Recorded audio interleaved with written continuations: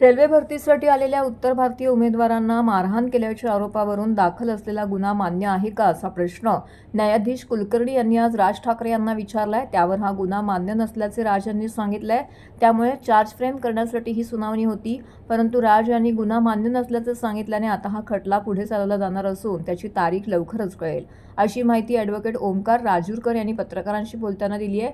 यावेळी ठाण्यामध्ये राज ठाकरे यांची उद्धव ठाकरे पक्षातील नेत्यांनी देखील भेट घेतली। मुंबईसह राज्यातील सर्वच महापालिका निवडणुका येत्या काही महिन्यात होणार असून या निवडणुकीच्या तोंडावरती आज मुख्यमंत्री उद्धव ठाकरे आणि मनसे प्रमुख राज ठाकरे हे दोन्ही एकत्र आले आहेत। हे दोघे एकत्र निवडणूक लढवणार असल्याची चर्चा असून त्यांचे कार्यकर्तेही एकत्रित आंदोलन दिसत आहेत।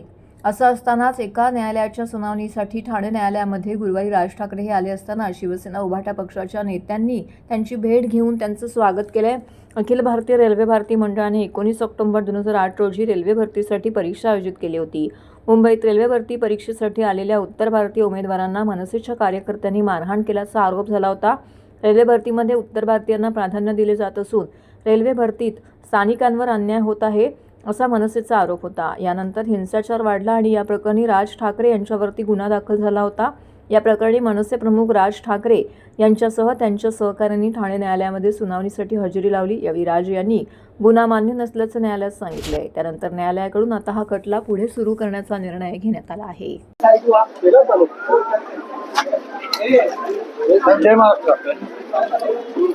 अरे मोबाइल देख अरे लवागी यार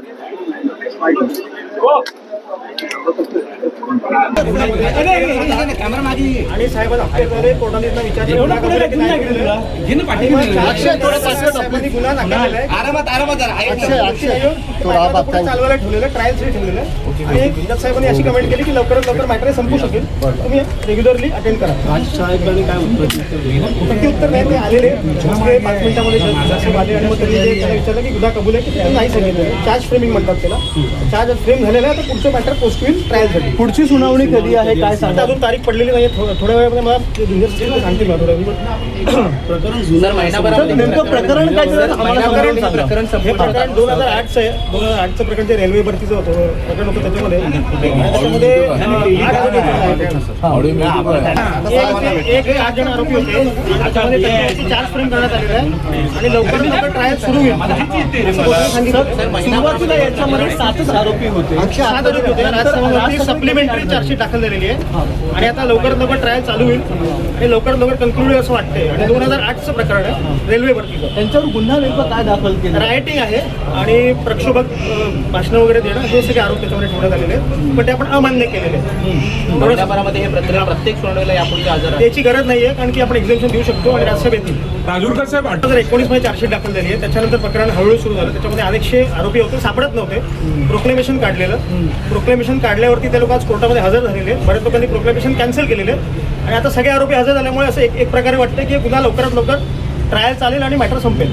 सर जो हो रहा है अभी कि 2008 का जो रेलवे भर्ती का जो राइटिंग रखी है आज कोर्ट में चार्ज फ्रेम हुआ है और चार्ज फ्रेम होते वक्त साहब को तो भी पूछा गया कि आपको गुनाह कबूल किया, उन्होंने गुनाह कबूल नहीं किया, ना कबूल किया। इसके लिए जो ना कबूल करते तो उसको चार्ज फ्रेमिंग बोलते, आगे मॅटर बढ़ेगा अभी ट्रायल। राज ठाकरे साहेब आज ठाण्यामध्ये कोर्टात आले होते आणि आज रेस्ट हाऊसला इथे आले होते। शेवटी ठाकरे बंधू एकत्र आल्यानंतर शेवटी ते सुद्धा आमचे नेते आहेत, त्यामुळे आज त्यांना सुद्धा सदिच्छा भेट द्यायला इथे आलो। चांगली परिस्थिती आहे, मुंबईला पण चांगली परिस्थिती आहे, महाराष्ट्रात सुद्धा चांगली परिस्थिती आहे आणि दोघं एकत्र आल्यानंतर मला वाटतं नक्कीच या महाराष्ट्रामध्ये खऱ्या अर्थाने या ठिकाणी तुम्हाला चांगलं वातावरण बघायला मिळेल। ठाणे महापालिका असेल, मुंबई असेल, इतर महापालिका असतील, नक्कीच या महापालिकेमध्ये खऱ्या अर्थाने 2 ठाकरे बंधू एकत्र आल्यामुळे नक्कीच त्याचा फायदा होईल। आता मतदारांना मी आवाहन करेल की खऱ्या अर्थाने आता मला वाटतं त्यांनाच कत्तल करण्याचं मला वाटतं इलेक्शनला नागरिकांनी करावं, कारण तुम्ही बघितलं असेल की आज हजारो झाडं घोडबंदरला त्या ठिकाणी कापली, त्यानंतर या ठिकाणी नाशिकला कुंभमेळ्यासाठी कापली जात आहेत।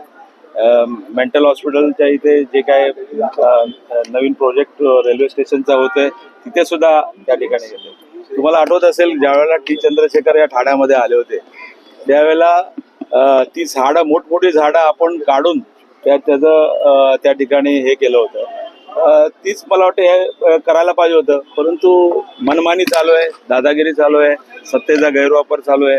हे नक्कीच या ठिकाणी लोक या मतदानाच्या द्वारे त्यांना दाखवून देतील. तुम्हाला थोड्या दिवसात समजेल, सर्वच एका दिवशी होणार नाही, दररोज तुम्हाला बातम्या लागतील, त्यामुळे तुम्हाला समजेल.